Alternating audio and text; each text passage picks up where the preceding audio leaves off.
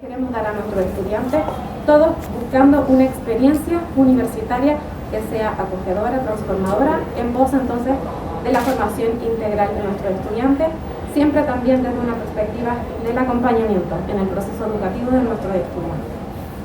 Así, desarrollamos también en 2019 un modelo que establece un modelo curricular, que tiene varios elementos, no me voy a detener aquí, pero sí establece la formación general como uno de los elementos clave de todos nuestros planes de estudio de pregrado, que busca también directamente aportar a la formación general de nuestros estudiantes.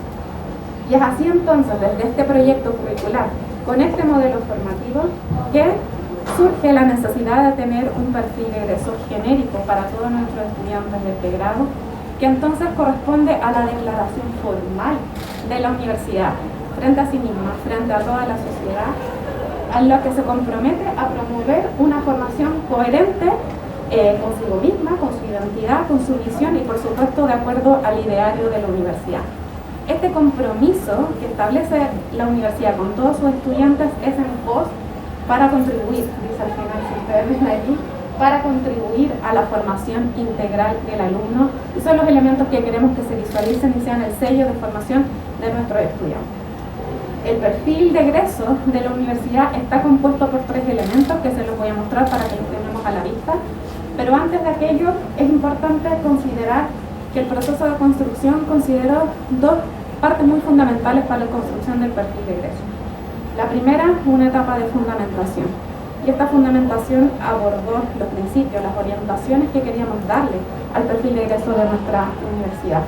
Y una segunda comisión en la que se trabajó colaborativamente entre la Vicerrectoría Académica y la Vicerrectoría de Formación Integral en la construcción de cómo se iba a visualizar este perfil de egreso en todos nuestros estudiantes, y a partir de la cual entonces se elaboraron estos 3 componentes que ahora les voy a mostrar. Por supuesto, se tuvieron a la vista los principios, los valores institucionales fundamentalmente reflejados en el ideario, pero también fue coherente con el desarrollo incipiente en ese minuto del proyecto universitario de nuestra universidad y por supuesto del modelo formativo. Asimismo se tuvo a la vista la visión de la comunidad académica. Bien, como les decía, el perfil de egreso tiene 3 componentes: una declaración formal, tiene los objetivos misionales que pretendemos abordar, y también una manifestación más operacional para el currículo, que se visualiza entonces en las competencias que esperamos se visualizan en todos nuestros perfiles de egreso de pregrado. Con relación a la declaración, se establece que el egresado de la universidad se reconoce por ser una persona que ha sido formada en la búsqueda de la verdad, en la promoción del bien y el reconocimiento de la trascendencia, demostrando un comportamiento ético y socialmente responsable centrado en las personas. A su vez, comprende la cultura en que está inserto, posee un pensamiento creativo e interdisciplinar, capacidad de liderazgo y comunicación efectiva en español, junto con un dominio básico del inglés. Es el enunciado general y lo que esperamos entonces visualizar en nuestros estudiantes. A continuación, los objetivos misionarios. Cada uno de ellos está claramente explicado en el perfil de egreso, pero también, si bien no se transforma en competencia, todos estos principios están orientados desde la mirada de atributos que esperamos identificar en nuestros estudiantes, elementos operativos que esperamos ir intencionando y desarrollando a lo largo del proceso formativo, y también en la construcción de la experiencia que le vamos a dar a nuestros estudiantes. Los objetivos misionales que componen el perfil, no me voy a detener acá porque luego el padre lo va a hacer, son la búsqueda de la verdad, la valoración y centralidad de la persona, el comportamiento ético y la responsabilidad social, y por último, el reconocimiento de la trascendencia. Finalmente, el elemento más operativo y que se visualiza en nuestros currículos son competencias, son 5 competencias que esperamos se visualicen claramente en todos los perfiles de egreso, y esto en el proceso de innovación fundamental de todos nuestros programas de estudio de pregrado que estamos realizando desde 2020 y que esperamos concluir durante 2022. La primera, comunicación básica en inglés. Aquí esperamos entonces que nuestros estudiantes se comuniquen efectivamente, comuniquen ideas de importancia inmediata a través del intercambio de información simple y directa, utilizando frases y expresiones de uso frecuente, eso a nivel de inglés. A nivel de la comunicación efectiva en español, que comuniquen efectivamente ideas y propuestas de forma escrita, oral y visual, utilizando medios de soporte análogos y digitales, audiencias especializadas y no especializadas. A nivel del pensamiento creativo e interdisciplinar, que formulen proyectos de carácter innovador y diseñen experiencias con enfoque interdisciplinar para la solución de problemas en un campo específico de conocimiento o desarrollo humano. Como cuarta competencia, liderazgo. Orientar un grupo de trabajo hacia el logro de sus metas, promoviendo las fortalezas de sus distintos miembros, con miras a la promoción del bien común y a la transformación positiva de su entorno. Por último, la apreciación de las artes y las humanidades, o las humanidades y las artes. Analiza manifestaciones humanísticas y artísticas y su impacto en el contexto profesional.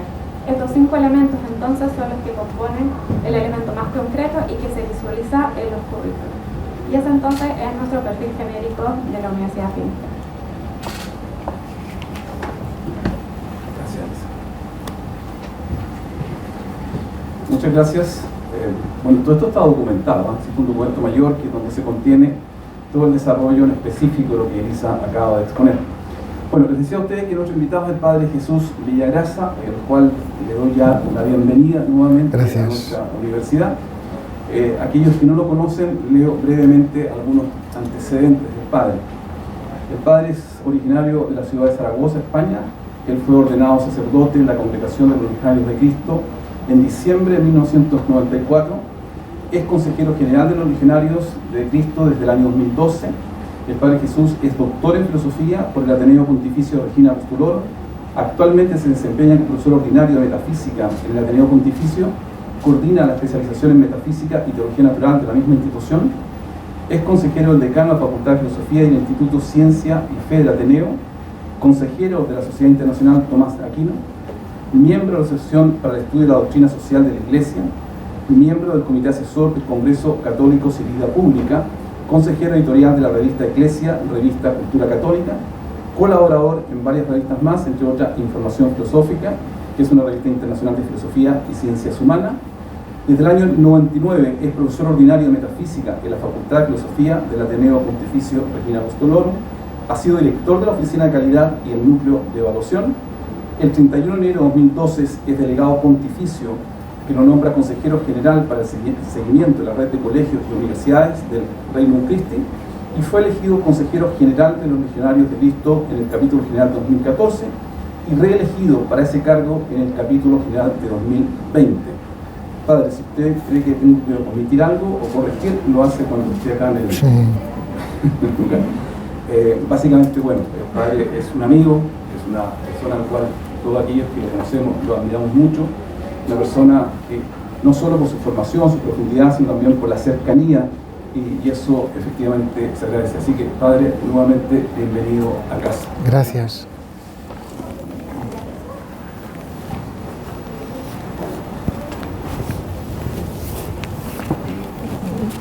Pensé que se te iba a olvidar lo de amigo, pero ya lo dijiste al final, entonces no tengo que completar el currículo. Me da muchísimo gusto estar con ustedes, haber recibido la invitación de Cristian, el rector.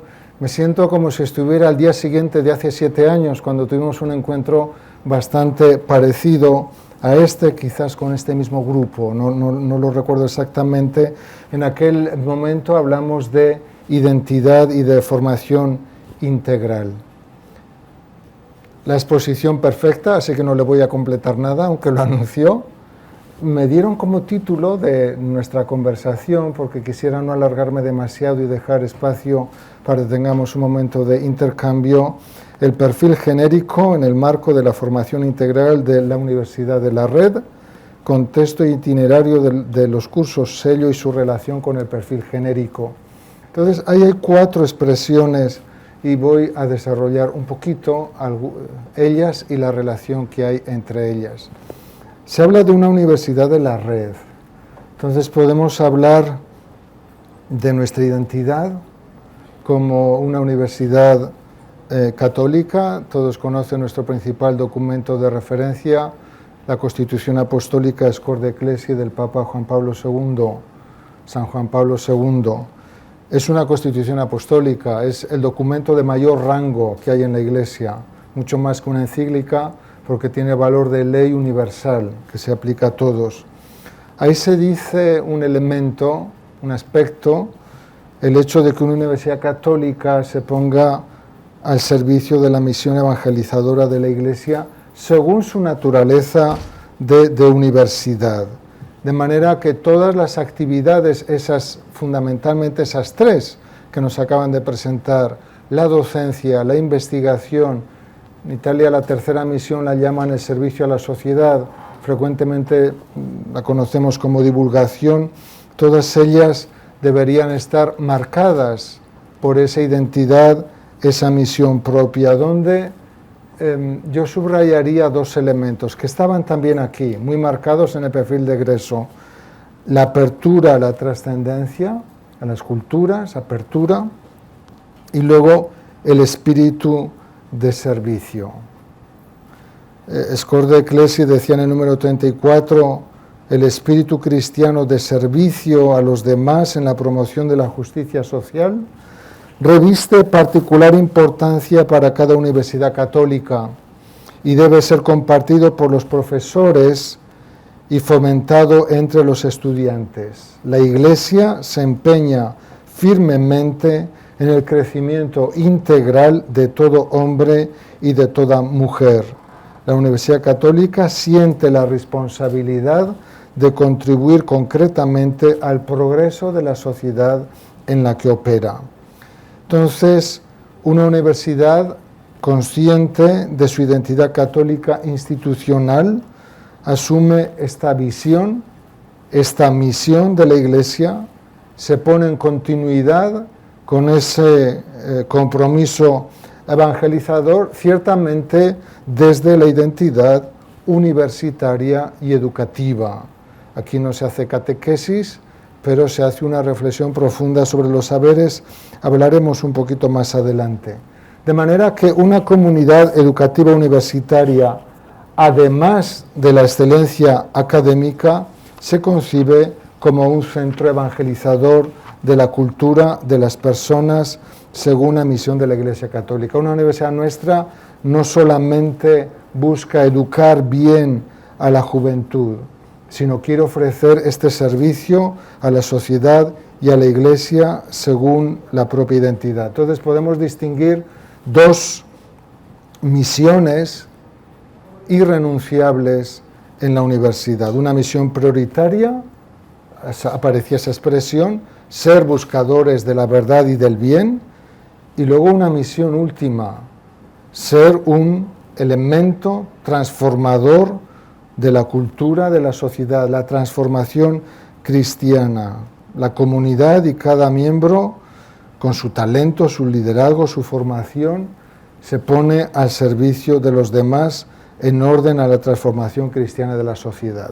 No perder nunca este horizonte amplio, porque también el presentar un perfil de egreso, oiga, los documentos son fantásticos, espero que los estudien y son muy buenos, pero alguno dirá, ese perfil de egreso están soñando en esta universidad. Es extraordinariamente ambicioso. ¿Por qué es tan ambicioso? Porque tenemos esta idea de universidad. Queremos transformar gente, queremos transformar la sociedad y queremos animar un espíritu, una apertura a la trascendencia en los estudiantes que tenemos. La segunda palabrita que encontré fue formación integral y perfil de egreso.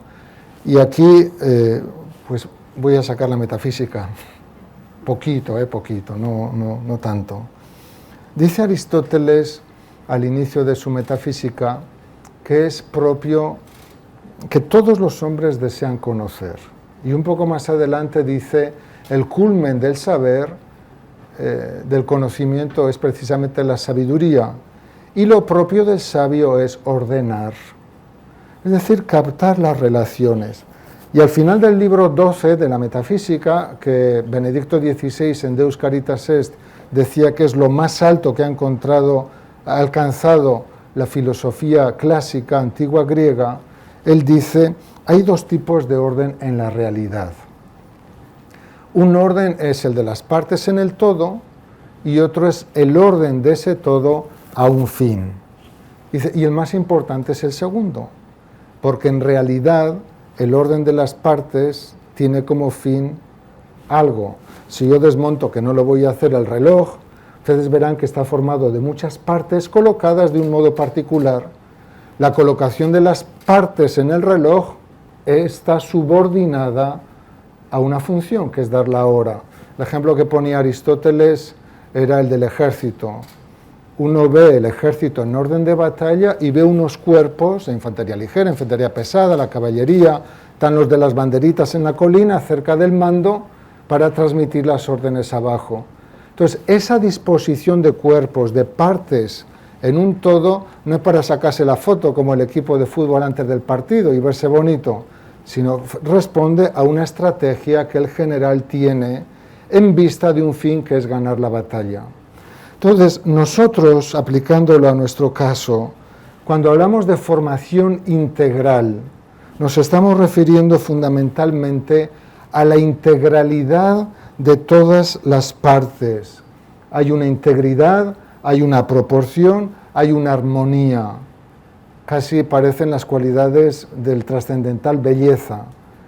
O sea, nosotros estamos configurando una persona bella, donde no un ratón de biblioteca, no un técnico solamente, ni uno que es buena gente pero es un ignorante. No, estamos formando una persona integral, armónica.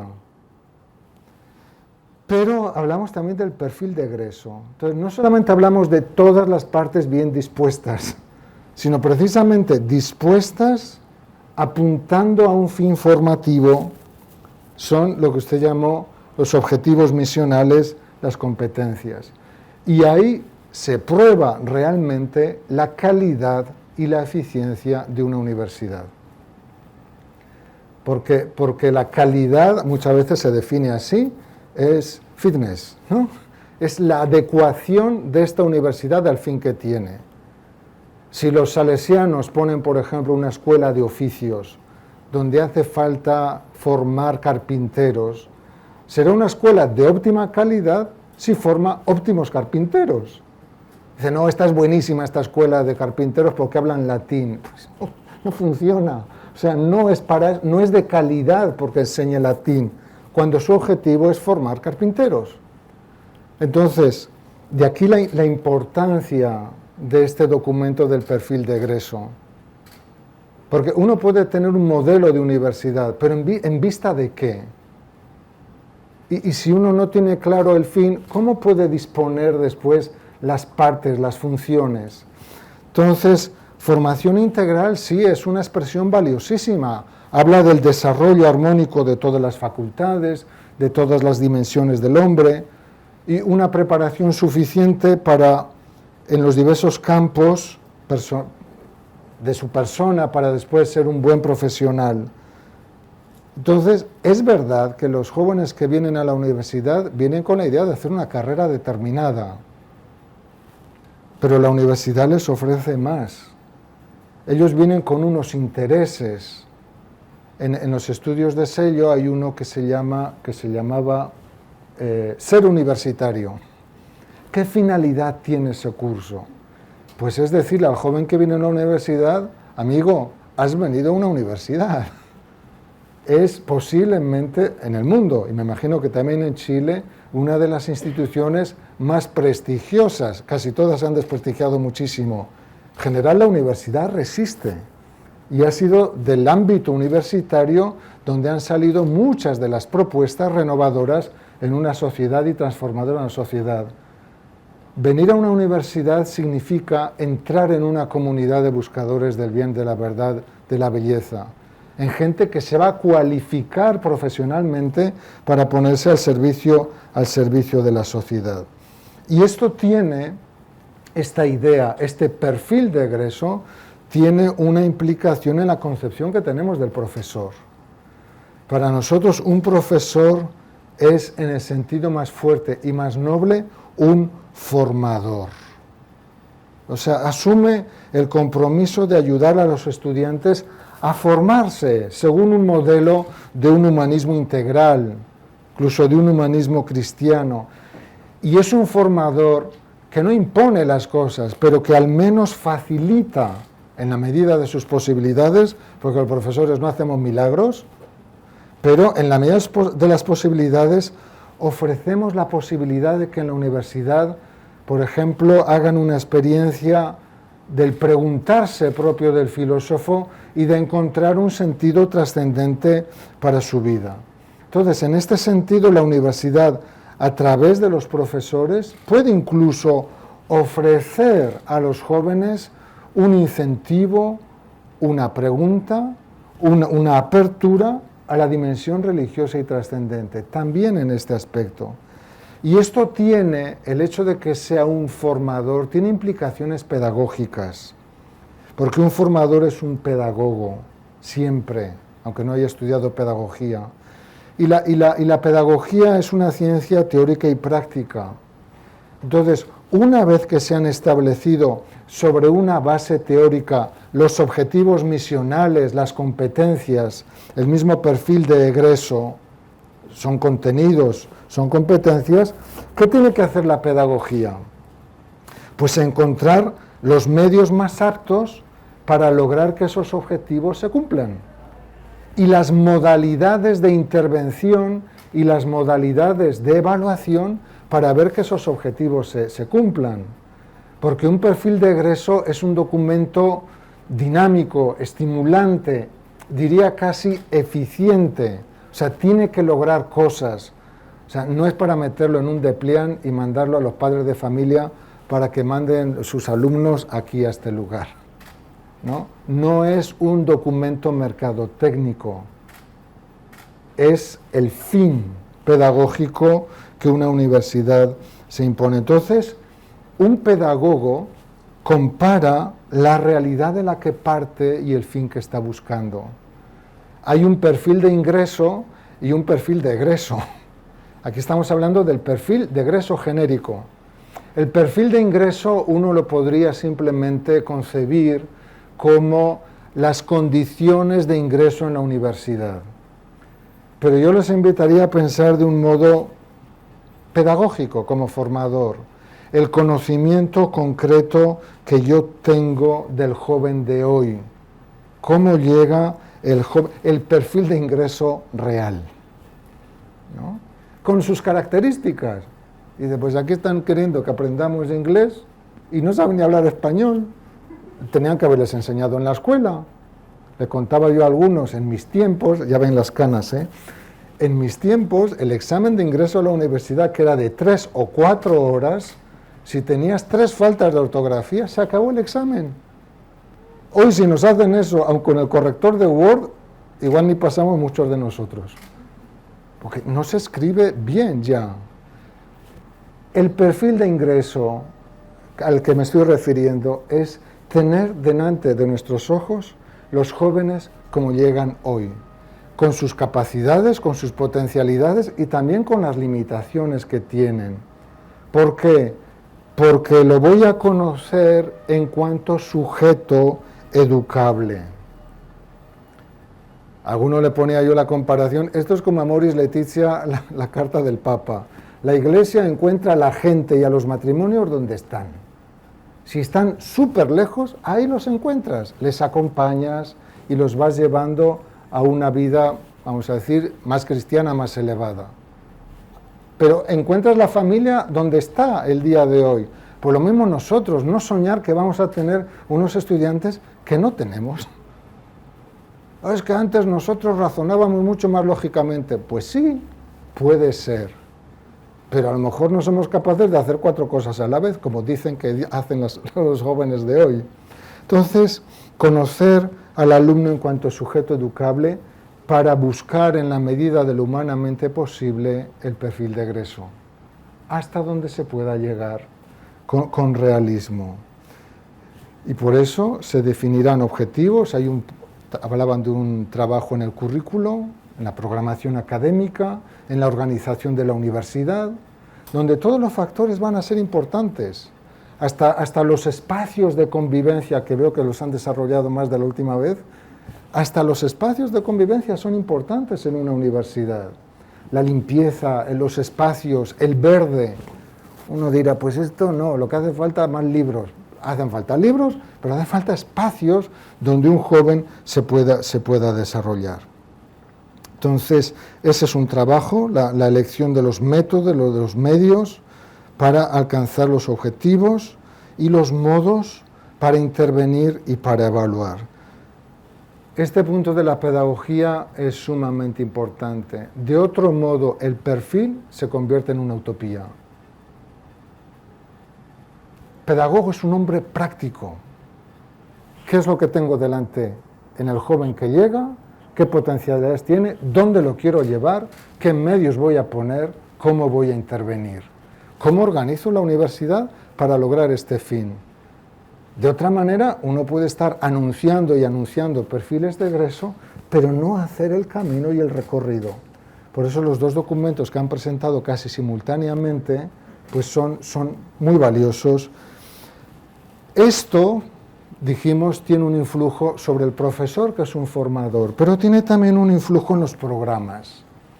En nuestras universidades tenemos cursos sello, que es un medio muy importante académico por lograr este perfil de egreso, para ayudar al joven a descubrir la verdad de la propia existencia, para profundizar en ella, son muy importantes. Decía Scor de Ecclesia en el número 23, se insta a los estudiantes a adquirir una educación que armonice la riqueza del desarrollo humanístico y cultural con la formación profesional especializada.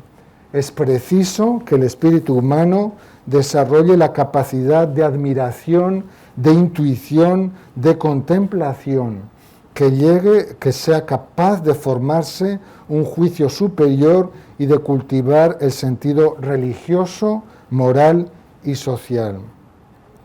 Y a lo mejor aquí, digo, yo soy académico, conozco nuestras virtudes y nuestros límites. Alguno estará diciendo, sí, muy fácil torear desde detrás de la barrera. Venga aquí en concreto y vea que mi carrera es extraordinariamente especializada.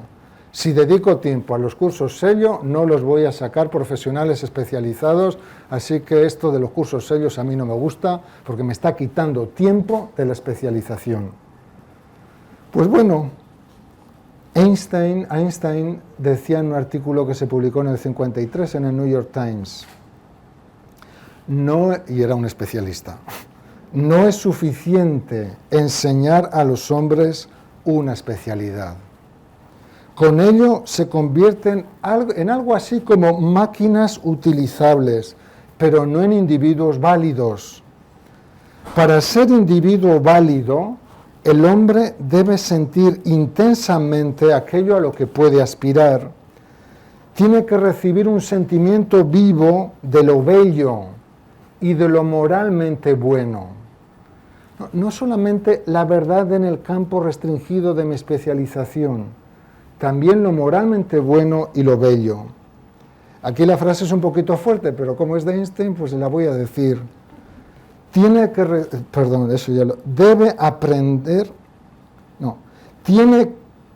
recibir un sentimiento vivo de lo bello y lo moralmente bueno. En caso contrario, se parece más a un perro bien amaestrado que a un ente armónicamente desarrollado. No has formado un hombre, has formado una persona extremadamente manipulable.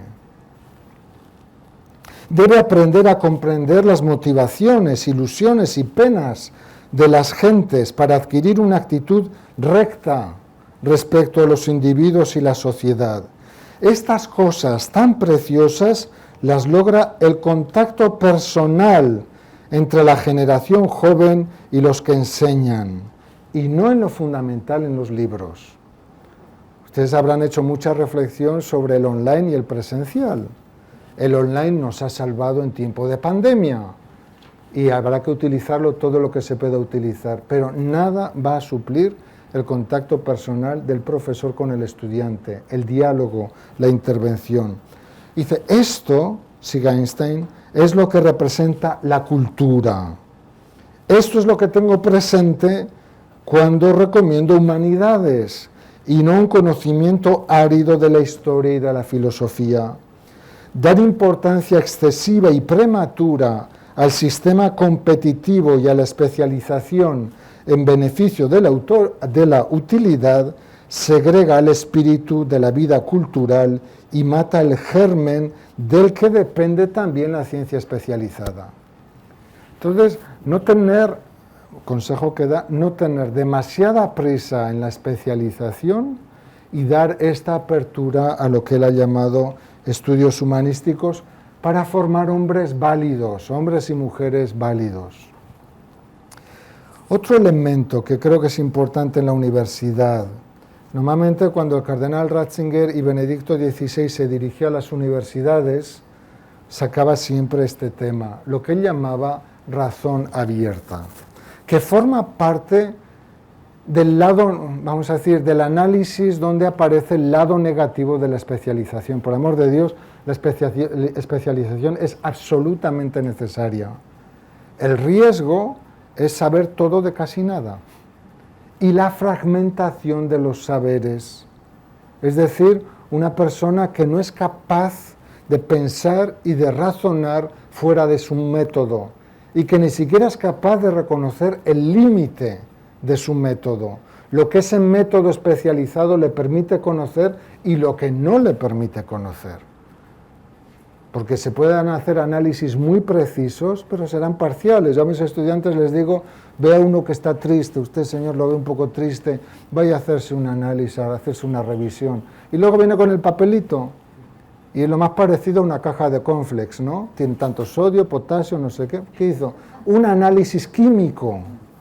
Entonces me lo dijo, pero con toda precisión. Es verdad lo que me ha dicho, pero me ha dicho muy poco de él y de lo que realmente le pasa a él, por más que ha dicho la verdad con grandísima precisión.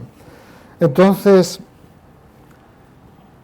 no sé si decir esto porque sé que ustedes están promoviendo mucho la investigación y hacen bien, pero el cardenal Newman, cuando escribía sus famosos discursos sobre el fin y la naturaleza educativa universitaria, él decía, no se olviden que lo principal en una universidad es intelectual, en primer lugar, no moral. Y que segundo, lo principal en una universidad es difundir y extender el saber, no tanto hacerlo progresar. Atento, no estoy contra la investigación, ni muchísimo menos, pero el corazón, por así decir, la misión educativa de la universidad no se puede perder. Por algo hay institutos de investigación que solo hacen investigación. Repito, importantísima la investigación, síganla impulsando, hagan todo lo que tengan que hacer, pero no olvidar la vocación educativa y formativa de la universidad hacia los estudiantes. Y dentro de lo que hay que formar, y voy a parecer un poco racionalista, pero aquí sigo también a Aristóteles, lo primero que tienen que formar es la inteligencia. El hegemonicón, decía Aristóteles, entre todas las facultades, las que está en lo alto, inteligencia y voluntad, y sobre todo la inteligencia es lo que hace formar. Importantísima la emoción, la voluntad, el sentimiento, la memoria, todo. Pero hay una jerarquía en el hombre en las facultades, importancia de la inteligencia. Y aquí es donde hay una fuerte intervención. La formación de la inteligencia encuentra en la formación académica el medio, es un medio sustantivo en la universidad. Ahí hago un paréntesis, formación de los sacerdotes, ¿no? El documento de Pastores Davobovi sobre la formación sacerdotal. Hay una frase así dicha de pasada donde dice, posiblemente el profesor de teología es el formador que más impacto tiene en la personalidad sacerdotal. Cuando uno lee eso dice, bueno, y está el rector, están los formadores del seminario, está tanta gente. Pero así que le dice, atento, que el formador de el profesor de teología incide mucho más de lo que parece en formar la inteligencia de un pastor y de un hombre eclesiástico a fondo. Entonces, se puede hacer muchísimo, se debe hacer mucho a través de formación de la inteligencia. Y ahí me limito a dos elementos. Primero, usando la frase del Papa Benedicto, ampliar los horizontes de la racionalidad. O sea, no limitarnos, que un poco hemos sido educados en eso, a que la inteligencia y la ciencia son válidas cuando manejan datos empíricos cuantificables. Hay muchas dimensiones de la razón que son de una razón humana. Nosotros en el Ateneo Pontificio Regina Apostolorum, el último doctorado honoris causa, se lo dimos a un muy prestigioso filósofo de la ciencia, Evandro Agazzi. Llegamos un poco tarde, creo que somos la 10ª universidad en darle un doctorado honoris causa.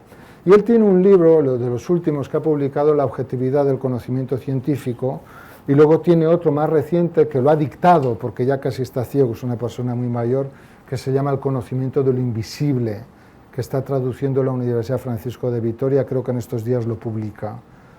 Es muy hermoso ver cómo él, que enseñaba lógica y matemática al inicio, pero es un filósofo, muestra cómo la misma exigencia racional que aparece en la física y en la metafísica, en la física, en la lógica, en otras ciencias, en el último libro, La experiencia estética, la experiencia del amor, etc., te va llevando, si haces unas preguntas adecuadas, a un discurso filosófico, últimamente metafísico, y últimamente, dirá él también, desde una perspectiva laica, últimamente también religioso.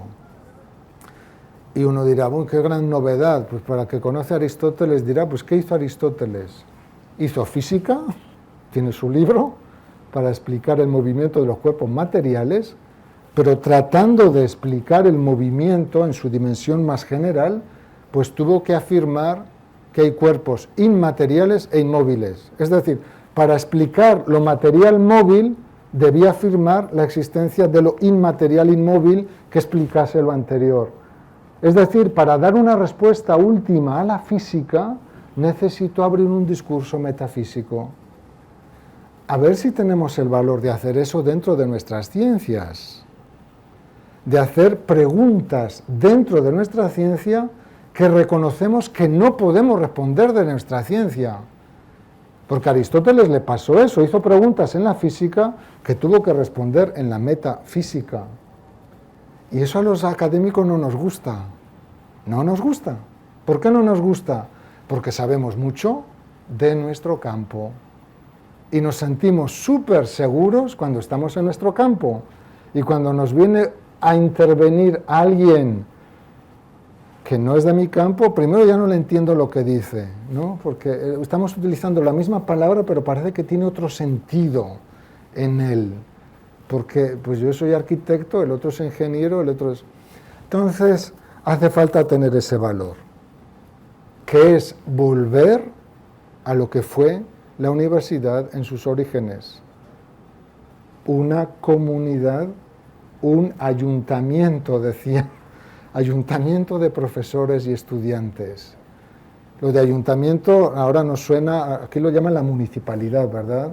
Pero viene de una palabra que ustedes lo conocen de cónyuge también, del yugo, ¿no? A los bueyes se les ponía el yugo para que caminaran juntos en busca de algo que con trabajo se puede lograr juntos. Entonces eso es una alianza pedagógica entre profesores y estudiantes en la búsqueda del saber. Entonces, este es un primer reto. Las redes, la Red Internacional de Universidades de las Legiones del Regnum Christi, una de sus líneas de trabajo, de colaboración, es lo que llamamos razón abierta. Promover en nuestras universidades que en cada carrera se constituya unos equipos de, pongamos, Carolina, de psicólogos, que los psicólogos empiecen a pensar un poquito en sus problemas, en su disciplina, que se pregunten sobre eso, ¿qué puedo conocer con mi método de psicólogo y qué no alcanzo a conocer? Y me hago una pregunta, bueno, ya no sé si se puede hacer esta pregunta, perdón, me estoy metiendo en camisas de 11 varas, como dicen en mi tierra, normalidad, ¿no? El concepto de normalidad que usaban o usan los psicólogos. Bueno, ¿qué es normal? Pues lo que es natural. ¿Qué es natural? Y pues ya entramos en el tema de la naturaleza. Naturaleza. Y entonces empieza un discurso filosófico. ¿Qué puedo conocer, qué no puedo conocer? ¿Qué idea de hombre tengo? Cuando hablamos con los psicólogos, decimos, miren, en nuestras universidades no nos casamos con ninguna escuela filosófica, psicológica, pero tenemos criterio para ver que esta escuela es muy potente para algo y es muy limitada. Incluso en algunas cosas hasta podemos decir incompatible con una antropología cristiana. Entonces, crucecita, no, úsalo en el límite de lo valioso de esa escuela, sin eliminar las otras. Por poner un ejemplo, ampliar los horizontes de la razón. Pregunta ética, o sea, esto que estoy enseñando, yo que enseño arquitectura, ¿para qué sirve? No en el sentido utilitarista.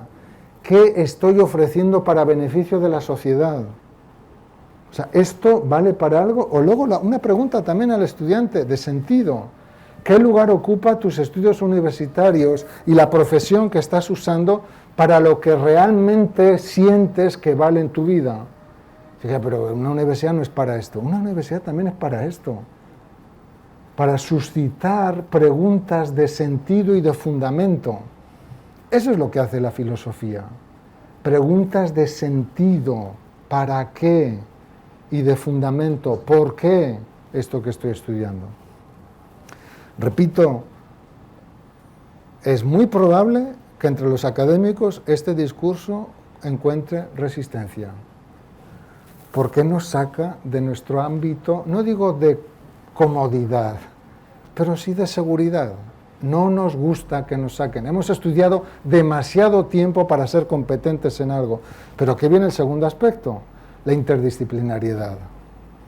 Ahora, cualquier estudio medianamente serio de un fenómeno necesita la intervención de diversos saberes.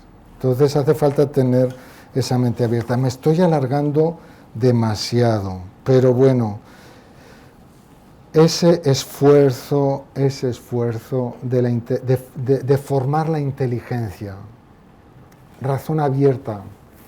Y aquí, y voy a concluir para dejar espacio, ¿se parece? Dos palabritas que en mi opinión resumen la actitud que vemos en el Cor de Ecclesiae de lo que debe ser una universidad católica y un miembro de universidad católica. Las dos palabras son identidad o fidelidad a la propia identidad y respeto, las dos cosas. En nuestros campos universitarios, aquí en Chile y en cualquiera de nuestros países, no tenemos solo a católicos, no lo abrimos solo a católicos y no queremos abrirla solo a católicos, pero nos presentamos como una universidad católica. Aquí habrá gente, protestantes, judíos, a lo mejor aquí, y habrá gente que no cree, que son increyentes. Todos tienen espacio en una universidad, pero no debe ser motivo para atenuar la identidad institucional de la universidad como institución. Dice Cor de Ecclesiae, de la estrecha relación de toda universidad católica con la Iglesia derivan como consecuencia la fidelidad de la universidad como institución al mensaje cristiano y al reconocimiento y adhesión al magisterio de la Iglesia en materia de fe y moral. Los miembros católicos de la comunidad universitaria están también llamados a una fidelidad personal a la Iglesia con todo lo que comporta. Los miembros no católicos, de ellos se espera el respeto al carácter católico de la institución en el que prestan servicio, mientras que la universidad, a su vez, deberá respetar su libertad religiosa. En la encíclica más misionera, la Redemptoris Missio, la misión del Redentor de Juan Pablo II, aparece esa frase que tendría que ir al bronce, ¿no? La Iglesia no impone nada, propone, y debe sentirse libre de proponer su mensaje, aquí. Digo, yo cuando voy a Israel estoy feliz si voy a la Universidad Hebrea, y aún sin ir porque hago los cursos online, de que me enseñen hebraísmo, que me enseñen cultura hebrea. Diga, no, tienes que darme un curso católico aquí en la hebrea. ¿Pero de qué vas? O sea, esta es una universidad hebrea. Si lo quieren dar, lo dan. Y si no lo quieren dar, no lo dan. ¿No? O sea, es una universidad, la universidad hebrea. Yo voy a estudiar allá el hebraísmo y me interesa que me lo den muy bien, con mucha calidad. Pues eso es Después vienen una serie de normas que dice que la responsabilidad de mantener y fortalecer la identidad católica compete en primer lugar a la universidad misma, que tiene que hacer una propuesta pues coherente con su identidad. Yo creo que ustedes lo hacen muy bien en sus documentos. Y luego cuando se nombran profesores, dice, o el personal administrativo, pues se les debe decir, dice, ¿sabes? Estás entrando en una universidad católica, oiga, pues es que yo no creo en nada, ¿me van a despedir? Pues no. No, si eres una persona válida, que respeta nuestra identidad, tú puedes estar en esta universidad, pero no te olvides, está en una universidad católica. No voy a hacer un proselitismo aquí dentro o a generar un ambiente crítico contra esta universidad. Bueno, y siguen ahí algunas otras cosas que yo preferiría no alargarme. Como ven, he querido simplemente mostrar algunas líneas o reflexiones de fondo que puedan estar detrás de un proyecto de este tipo en el que no he tenido nada que ver, gracias a Dios. Ha sido algo que han hecho ustedes en la universidad, pero donde me parece ver una lógica clara de coherencia institucional. O sea, una institución no solamente tiene que tener clara cuál es su identidad y misión, tiene que tener muy clara qué está buscando, qué está ofreciendo, qué está también prometiendo a los alumnos. Nosotros te vamos a ayudar a lograr este perfil general de egreso. Y cómo hace falta organizar una universidad de manera que ese perfil de egreso se pueda lograr, donde cada parte en el todo es importante. No solamente directivos, no solamente profesores, también el personal administrativo, que es consciente de que está dentro de una institución aportando lo que de él depende para lograr ese perfil de egreso en los alumnos.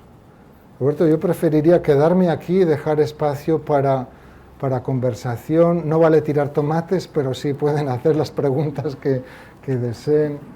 Y les agradezco mucho su atención. Y si hubiera algún pasaje de la exposición que no sea clara o que no están de acuerdo, pues conversamos tranquilamente sobre ello. Muy bien. Se van calentando los motores poco a poco. Aquí pasa como en metafísica, o estuvo muy claro o muy confuso. Cuando no hay preguntas, sucede un poco eso. Aquí hay una pregunta en primera. Muchas gracias. Es tal vez un comentario, esperando su reacción.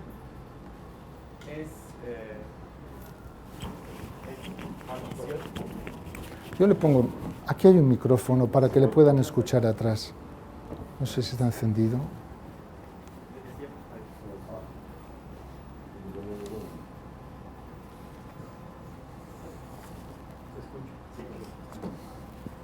Le decía que era más tal vez un comentario esperando su reacción y una pregunta concreta. Es muy bello escuchar todo el perfil de egreso y la identidad que ha construido la universidad. Es seguro lo que más necesita nuestra sociedad hoy en día, es algo tan sencillo como formar estudiantes bellos, como se decía, íntegros, con armonía, con integralidad. Y más que sujetos educables, que entiendo hacia dónde va que les tenemos que encontrar en el punto donde ellos están y no desear que tengan la expresión escrita y oral perfecta o lo que fuere. Yo veo que eso es posible, este cambio incluso que la universidad quiere hacer, y en ese sentido es palpable la transformación social que quiere aportar la universidad, es incluso en medio de un sistema de educación secundario, primario, que puede tener muchas falencias, esforzarse por entregar estos ciudadanos a Chile y personas más que nada. Me parece que eso es posible solamente con una relación de amistad entre profesores y estudiantes.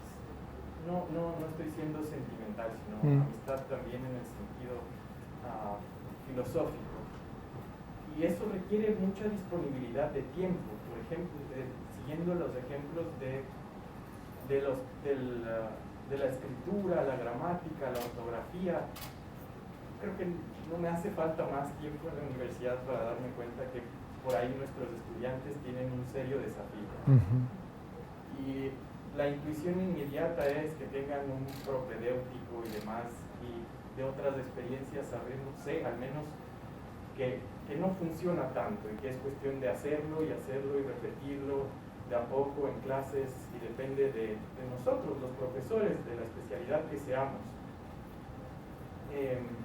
Esto implica tiempo para corregir muchos trabajos escritos, porque si no, no van a aprender a escribir. Y claro, esto nos pone una tensión con la serie de obligaciones, más que nada aquellas que son más esquemáticas, numéricas, del sistema de evaluación más bien nacional, creería yo. Y creo que sin esta cuestión central para mí, el tiempo, la disponibilidad, porque de lo contrario no va a haber razones para quedarse a hacer una experiencia universitaria de parte de nuestros estudiantes. Si no estamos nosotros para ofrecernos, además del tiempo a clases, a su seguimiento académico, a proponerles otras cosas, seguramente desde nuestra especialidad, pero con esta apertura de la razón. Sí, bueno, lo que generalmente tiempo de docentes implica más docentes, y más docentes implica más gastos. No sé si en esto, creo que eso es central, porque si no están alineadas esas cuestiones muy prácticas, podríamos ver un gran proyecto que luego tenga una tensión con justamente llevarlo a la práctica. Y quería comentar sobre eso. Digo, hay una respuesta que podría ser institucional, que es la planeación. Normalmente se resuelven estas cosas con la planeación estratégica, aunque suene muy abstracto, pero cuando uno no tiene unos recursos infinitos de tiempo, de personas y de dinero, lo que tiene que buscar es la optimización en el uso de estos recursos, y eso es lo que se trata de hacer cuando se hace una planeación estratégica. Luego uno, estoy hablando aquí sin saber, pero uno debería tender a quitar grasa. Usted hablaba de la evaluación. Los procesos que yo conozco de autoevaluación para tener acreditación, que seguramente también se hacen en Chile, frecuentemente son muy laboriosos y muy complejos. Entonces, al menos cuando yo estuve en la oficina de calidad, en el ámbito eclesiástico había mucha sensatez. Sensatez en el sentido, se hace todo con la mayor profesionalidad, pero sin entrar en una lógica, vamos a decir, burocrática espesa, sino ¿para qué quiero hacer una autoevaluación? ¿Qué me están pidiendo en la evaluación? Y tratar de conseguirlo con la mayor agilidad posible. Hay que tratar, porque esos procesos, si uno los hace mal, estresas a toda la universidad y no añades valor. Entonces, eso, pues en la oficina de evaluación, la Secretaría General, la misma digitalización de muchos sistemas, o sea, es todo un camino que permite perder grasita, cosas que te hacen el proceso pesado y que desgastan a la gente. Y luego hay un proceso que ya es de reflexión personal, de optimización del propio tiempo y de los propios recursos. Si uno está convencido de que en la atención personal de los estudiantes se juega mucho, pues a lo mejor no se conforma solamente, salió aquí la palabra, con el sistema de acompañamiento estándar, sino que busca otro tipo de modalidades. Pero esta lógica del perfil de egreso te ayuda, como dirían San Ignacio en los ejercicios, tanto cuanto. O sea, tanto cuanto me sirve para esto, lo uso. Si no me sirve y no es debido, porque otra cosa son lo que tengo obligación de hacer, pues adelgazar esas partes y poner el músculo donde veo que tiene un elemento formativo. No me atrevería a decir más cosas sobre esto. Una universidad es una institución compleja y hay que evitar que sea complicada. O sea, el gobierno de una institución de este tipo es complejo, entonces entran muchos sujetos que hace falta armonizar para que no choquen entre sí. No sé si le interesa este tipo de reflexiones. Yo cuando era rector en el Ateneo lo repetía mucho a los decanos y a los profesores. A ustedes les encanta hablar de comunidad académica y a mí también. Pero hay una parte de institucionalización que es imprescindible. El tener unos reglamentos, el tener unos procesos. Porque si no, olvídate de comunidad. Están todos peleándose de que esto me toca a mí, esto te toca a ti, esto no sé qué. Cuando no hay claridad institucional, es difícil que haya armonía comunitaria.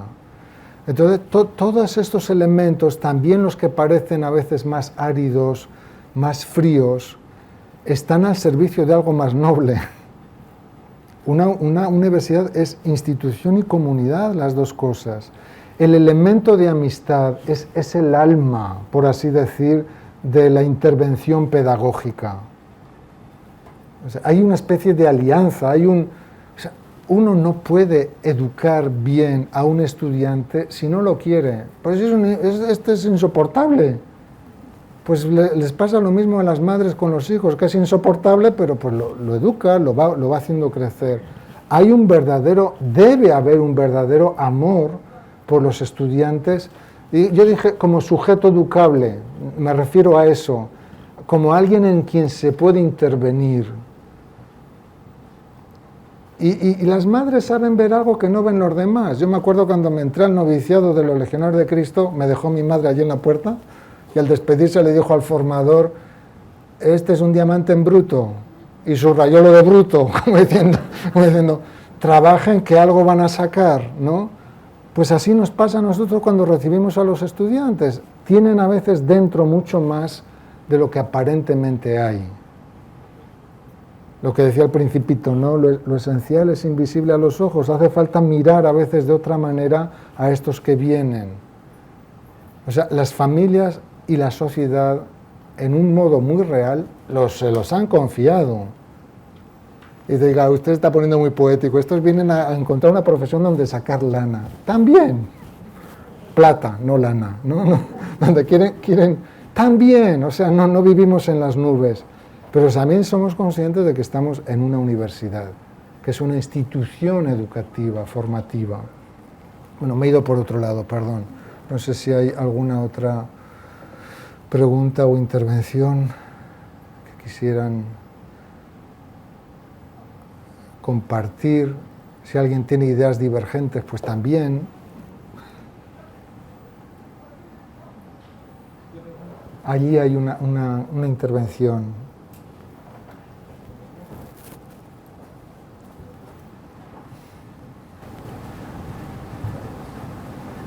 Muchas gracias por las reflexiones, son muy iluminadoras. Yo tengo una duda respecto a lo que usted señala,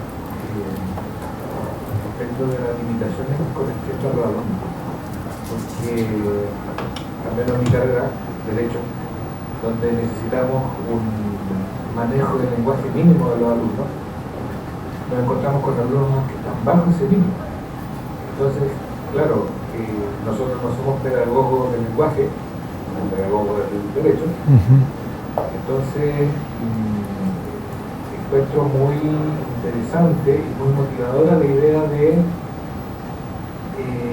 tratar de extraer, incluso en esas condiciones, lo mejor del alumno, tratar de llevarlo a un nivel mínimo, pero la verdad es que la tarea a veces se hace bastante difícil. Y de hecho muchas veces esas condiciones previas son simplemente una barrera que no se puede superar. O por lo menos en el tiempo con las condiciones que tenemos nosotros. Y eso es lo que está pasando en Chile, no sé qué estará pasando en España. Querían eliminar, creo que la matemática. No, la filosofía. Ayer salió la noticia en el periódico. Ha sido tan brillante nuestro gobierno que le va a privar a nuestros jóvenes de una formación en el sentido crítico. Bueno, nosotros nos quitaron de donde son cívil hace años y aquí estamos los procesos constituyentes, así que entiendo perfectamente. Entonces el asunto es, no sé, bueno, no necesita el espacio, de hecho, para hacer esta pregunta, pero no sé si usted conoce técnicas o, no técnicas, no hay espacio, pero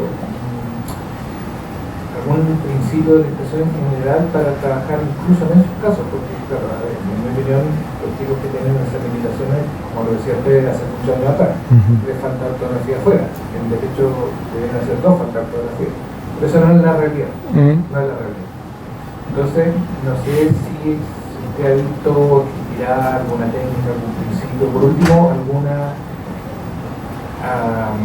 algún principio iluminador nos permita trabajar incluso en esos casos, porque por otro lado es cierto que se le abrieron las puertas a esos chicos por lo tanto tienen la expectativa legítima de poder aspirar a la carrera y sería muy bonita la tarea, digamos, de nivelar a esos chicos también en ese tema, o sea, es una tarea muy bonita y muy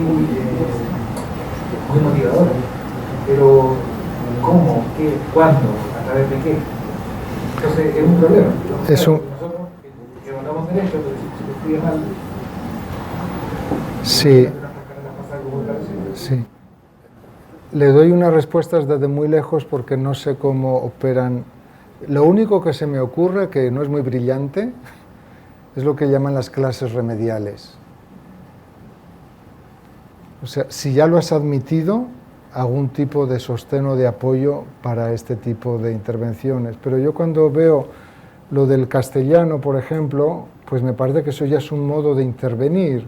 A lo mejor es hacer niveles para sostener a estos que están, porque si están en las competencias que hace falta formar. Entonces, nuestro problema, es que algunas veces los tenemos demasiado abajo, remediales. Yo le voy a decir una experiencia que yo tuve que me emocionó mi primer año de rector. La entrega de los premios a los mejores estudiantes. Nosotros le dimos el premio al mejor estudiante de teología a un joven mexicano que venía de un programa que nosotros tenemos en México que se llama Evangelizadores a Tiempo Completo. Suele ser gente normalmente de comunidades muy desfavorecidas del cerro, pero que en un tiempo se dedicaron a apoyar el proceso de evangelización. Y ese joven en un momento dado dijo, pues yo quiero ser sacerdote. Debió entrar con 28 años, con una secundaria espantosa, ya un poquito mayor. Entró al seminario diocesano, su obispo dijo, pues este parece chico listo, mandamos a estudiar a Roma. Uno los ve llegar, el italiano, la poca base que tienen, pero era un hombre, primero maduro, trabajador. A lo mejor no era sumamente brillante, inteligente era, no hay duda. Fin de sus estudios de filosofía y teología por delante de alemanes, franceses, italianos, que a lo mejor tuvieron una preparación, tuvieron todas esas posibilidades.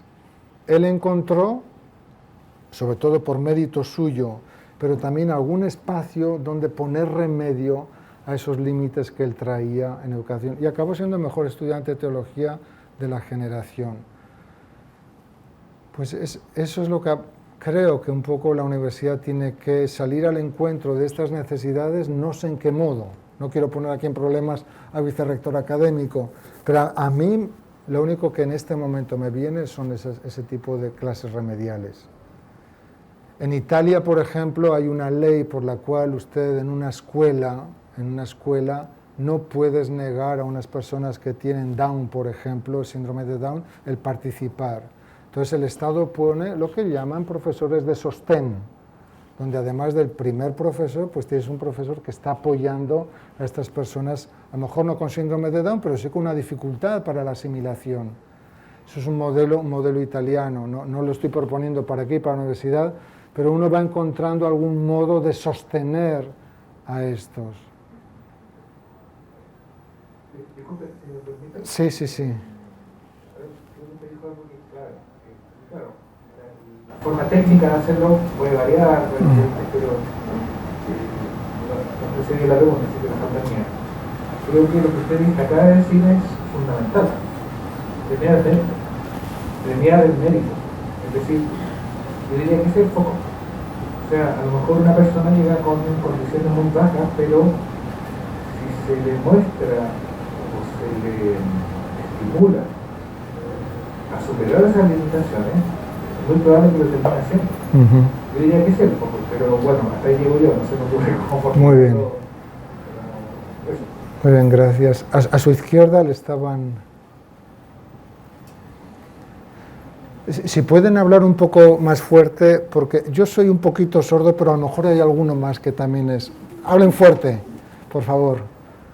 Muchas gracias, Padre, por sus palabras, que efectivamente son muy iluminadoras.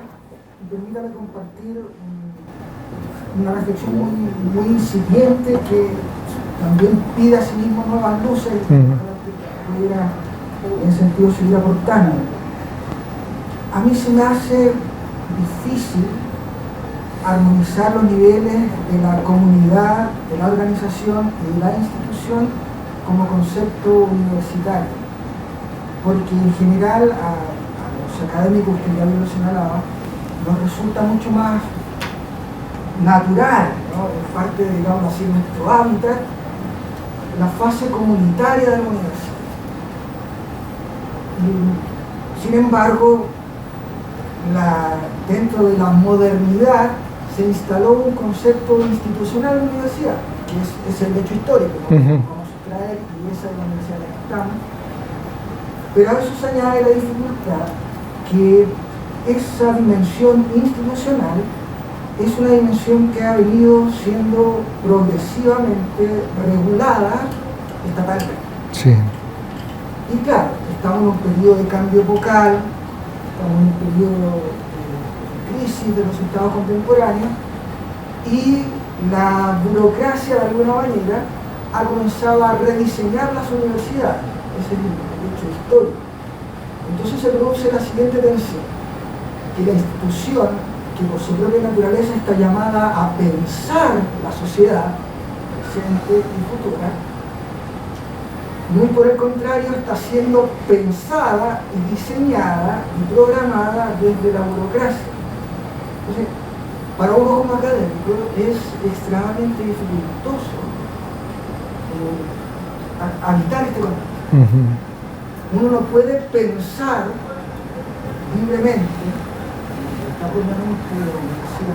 la sociedad presente y la sociedad futura cuando está circunscrito a la limitación de la regulación y sobreregulación en nuestro caso, en la universidad, el idioma no es tan distinto.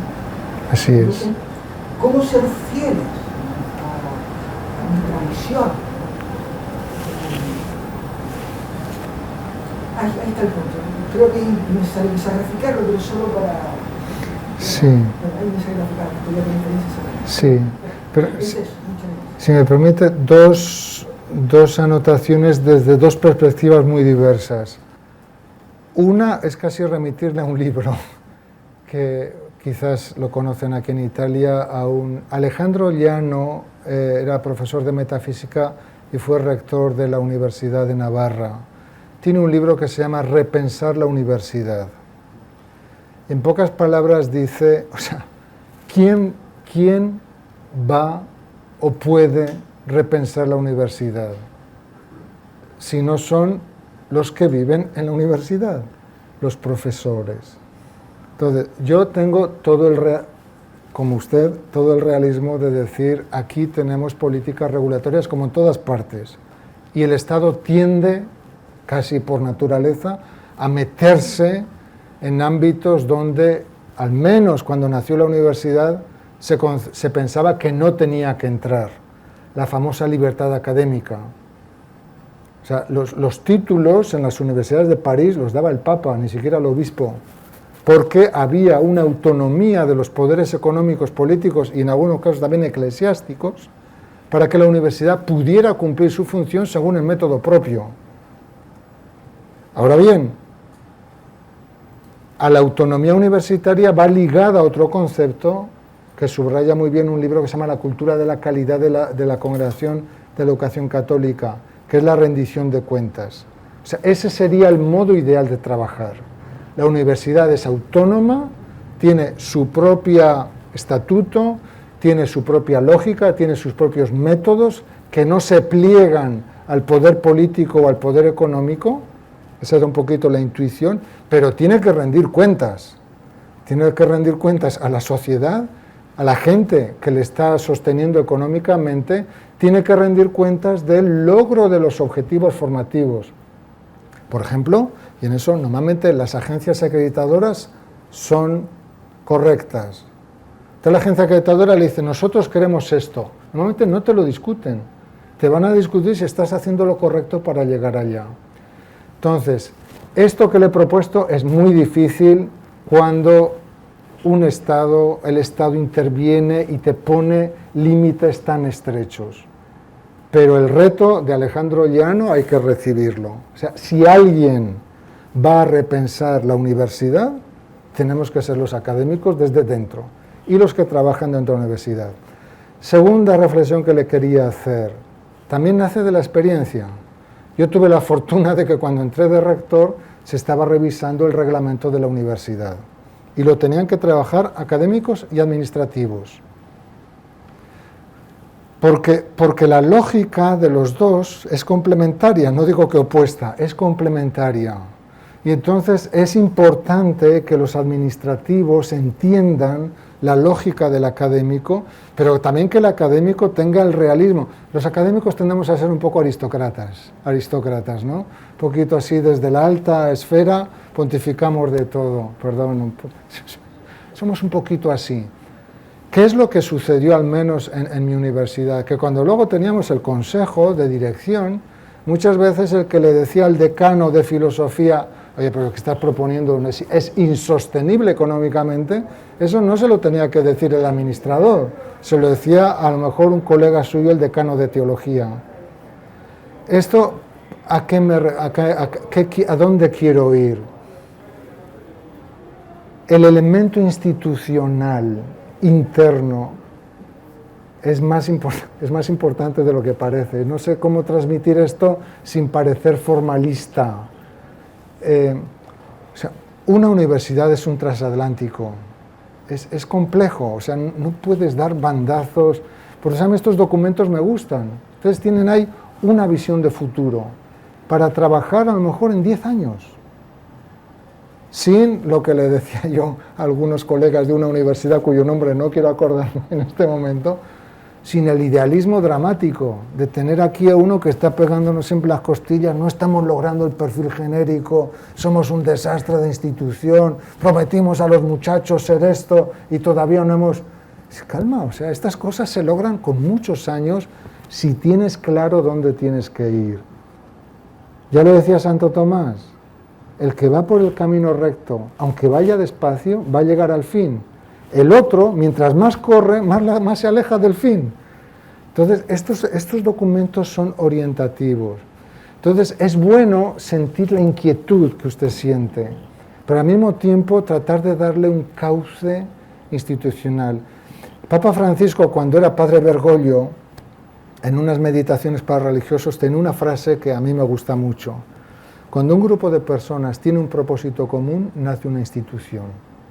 Si quieren que tenga una permanencia. Lo que no podemos dejar, y en eso es trabajo de todos, es que la institución sea un fósil, sea una camisa de fuerza, algo que no te permite moverte.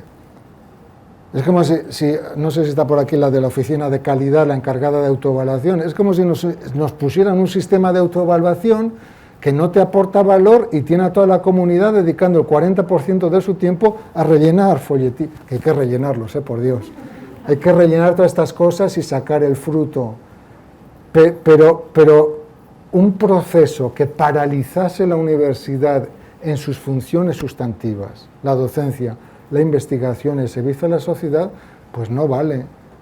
Sería como si nosotros estuviéramos todo el día dedicando el 40% a ponernos el termómetro. Y que se te están quemando las lentejas. No, pero que tengo que ver la temperatura 88 veces al día. Pierde el sentido la evaluación.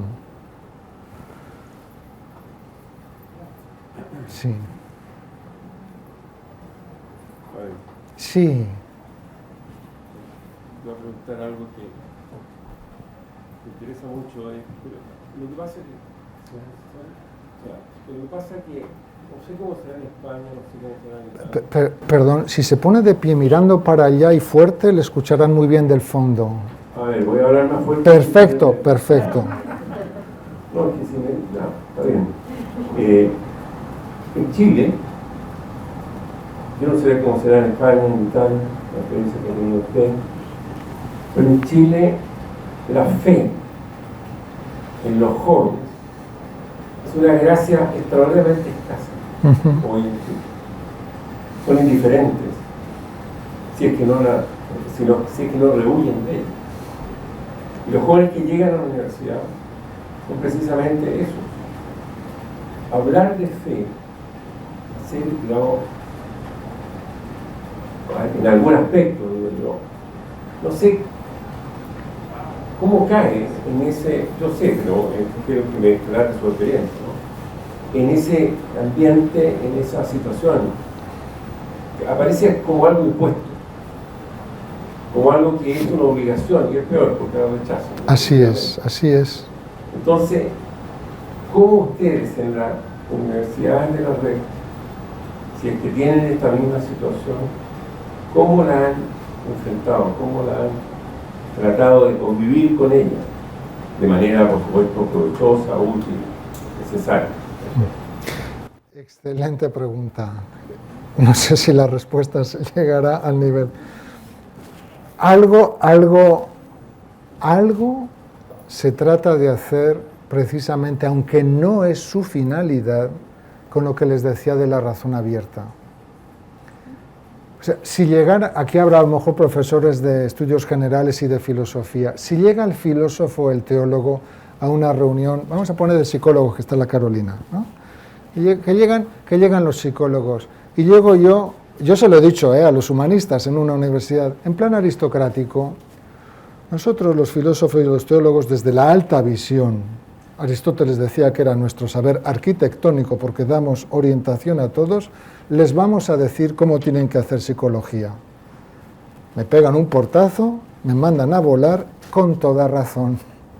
Entonces, ¿qué puede hacer un filósofo en una reunión de psicólogos que tratan de pensar cómo debería ser enseñada la psicología?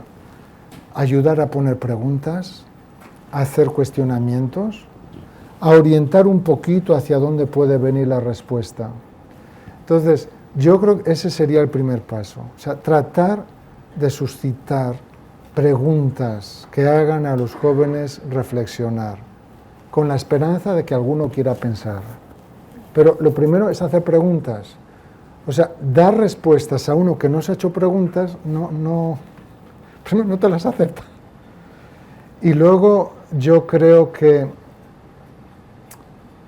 el Papa Juan Pablo II a los obispos de Canadá les hablaba de una nueva apologética. Y esa nueva apologética incluye algunas características. La claridad. O sea, la universidad tiene que tener una identidad clara. La acepten o no la acepten. No imponer. Proponer que haya espacios donde alguien que ha tenido una pregunta puede ir a buscar una respuesta. Y hacerlo con una mansedumbre, prudencia y una gran libertad. Si el joven no lo acepta, pues no te lo aceptó.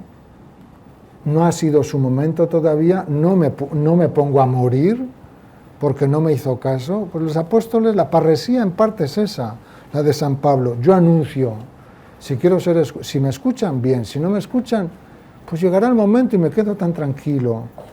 Pero su reflexión es adecuada. Uno que quisiera imponer es absolutamente contraproducente.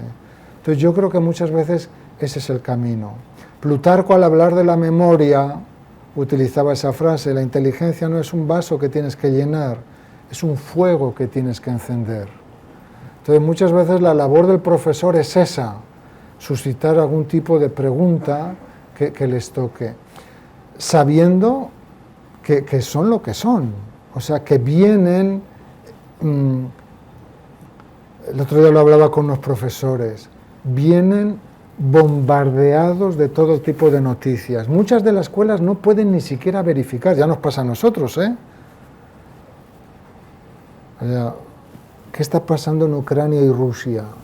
Pues tratas de hacerte una idea, tratas de buscar fuentes más o menos seguras. Que las fotos y los vídeos sean auténticos, pues quién sabe, o sea, tal como están ahora los sistemas de comunicación, quién sabe. No me voy a volver un escéptico total de las noticias, pero el reto de dar a los jóvenes una información creíble está complicado, está complicado. Y luego no son tabula rasa, yo diría, no son cera sin escribir, son gente que tiene experiencias negativas en la vida de fe de la Iglesia, prejuicios, o no solamente prejuicios, sino también, todo eso es las condiciones en las que llegan. Podemos hablar de una pre-evangelización. No se puede en esto anunciar llanamente algunos cuando hace falta un trabajo previo de preparación. Y en estas cosas, o sea, es que va todo junto. O sea, si no hay incluso una calidad moral, difícilmente un mensaje doctrinal puede ser asimilado adecuadamente. Aristóteles, perdón que lo cito a Aristóteles, pero Aristóteles, cuando hablaba de las virtudes, la principal función que él le da en la formación de las virtudes es la capacidad de percibir el bien. O sea, una persona no virtuosa difícilmente va a captar o va a tener sensibilidad o sintonía. Por ello los griegos, antes de soltar los rollos, es decir, el discurso, por ejemplo, enseñaban a gustar la música. Entonces, la educación muchas veces es eso. Entonces, perdón, pequeño paréntesis, pero puede servir un poquito. Tenemos en nuestro Ateneo un profesor de matrimonio que es muy simpático. Y dice, los padres de familia, porque habla así muy tranquilo, dice, hacen las cosas al revés. Al niño de 3 años le están allí atosigando con un discurso que no entiende, y al de 15 años, en vez de explicarle las cosas, le gritan. Y al niño pequeño a veces un grito le hace reaccionar y dice, pues no tengo que meter los dedos en el enchufe, sin explicarle la electricidad. No. Entonces, algunas veces pasa eso. A una persona que no tiene unas condiciones mínimas para recibir adecuadamente un mensaje de evangelización, tienes que hacer un trabajo previo. Pero la pregunta es muy compleja. No sé si respondí suficientemente. El reto es tremendo. Pero yo creo que tenemos que ser muy libres en esto. O sea, tenemos que hablar de la fe de Jesucristo sin imponer, sin agresividad. No sé si, ya no me acuerdo qué papa lo dice, si Francisco Benedicto, decía que el cristianismo se difunde por atracción. O sea, es el testimonio de personas que hacen ver la belleza de ser cristiano lo que mueve y cambia a las personas. Por eso muchas veces a los jóvenes se les acerca más a la fe llevándolos a trabajar en bien de sus hermanos y que lo vean, que con un gran discurso. Entonces hace falta encontrar esos modos de hacer el anuncio. Sí, sí. Solo algo cortito en nuestra facultad, en Derecho, tuvimos un taller al inicio del semestre sobre metodología para aprender y enseñar. Y fue un taller justamente en base a la filosofía clásica, de cómo se aprende, y todos estos principios que usted menciona en este momento, los vimos detalladamente, como cómo presentarlos en clases para que los estudiantes puedan ir siempre a las preguntas bases, a los primeros principios, de tal forma que esa duda se suscite y haya una pregunta a la que responder. Y me pareció que es el mejor taller de ese tipo que he recibido, y sirvió mucho, porque también en eso, en parte, aprendimos cómo en cada una de las clases, sin cursos remediales a veces, todos tenemos, aunque sea un grano de arena, en ese sentido, mostrar, más que mostrar, proponer y se absorberá. Sí, me permite añadir, cuando hablé de comunidades de repensamiento, pongamos la imagen, el ejemplo, profesores de derecho, que dicen, bueno, nosotros, ¿qué derecho estamos enseñando? ¿Es derecho positivo? ¿Hay algún influjo del derecho natural en nuestras clases? O sea, se pueden juntar a hacer esta reflexión, incluso pueden invitar a un humanista que pueda ayudar un poco a hacer la reflexión. La finalidad de las comunidades de repensamiento no es solamente de ir pensando con razón abierta nuestra materia, sino ver cómo después esto se refleja en el aula, en el modo de enseñar, ¿no? Porque hay muchas técnicas, la clase invertida y todo este tipo de cosas, pero muchas veces hay elementos básicos, como por ejemplo suscitar preguntas. Suscitar preguntas, no sembrar dudas, ¿eh? Santo Tomás de Aquino tiene una cuestión donde dice del mal profesor, que siembra dudas y siembra errores diciendo que el filósofo lo dice, ¿no? Que el autor tal lo dice. Dice, el que abre preguntas y no da después cauce de respuesta, no es buen profesor. Pero primero hay que suscitar la pregunta y no tener miedo a que pueda salir por allí algo. Es un poco como Santo Tomás de Aquino, ¿no? Perdón que vuelva siempre al mismo, pero él cuando se pregunta, bueno, ¿existe Dios en la Suma Teológica? Y busca dos argumentos y no tiene miedo de ponerlos. Dice, pues si hay leyes en la naturaleza y las cosas funcionan, ¿qué necesidad hace falta de buscar un principio ulterior que explique las cosas? Y el segundo argumento es, si Dios es bueno y todopoderoso, ¿por qué existe el mal en el mundo? ¿No? Entonces, él se pone la pregunta y dice, pues a ver, y luego busca la respuesta. Entonces, no tener miedo de enfrentar y de poner objeciones y de entrarle a los argumentos. Muy bien. Yo creo que aquí nos rendimos ya, ¿eh? No sé si llenamos el tiempo. Es que no me acuerdo, yo no tenía el reloj, entonces no. Sí. Muchas gracias, padre. Déjeme saludarlo simplemente. Sí. Bueno, agradecer al padre en su presentación, respecto a lo que él decía, solo un par de cosas muy menores. La primera, mientras yo lo escuchaba y tomando uno de los puntos que usted exponía, el rector de la Universidad de Harvard, Derek Bock, casi 20 años rector de esa universidad, al momento de dejar esa función, hace reflexión diciendo, tomé una universidad con estas características y hoy día me voy en otra, en donde básicamente están los indicadores, están los registros, están todo aquello que se lleva a números. Pero sin embargo, dice, llego a la conclusión final de que una gran universidad no lo va a hacer si no hace bien su trabajo en pregrado, que es el trabajo de la formación de los alumnos de las carreras iniciales.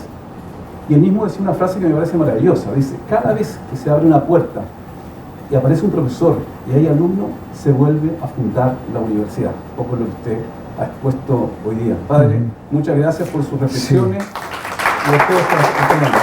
Gracias.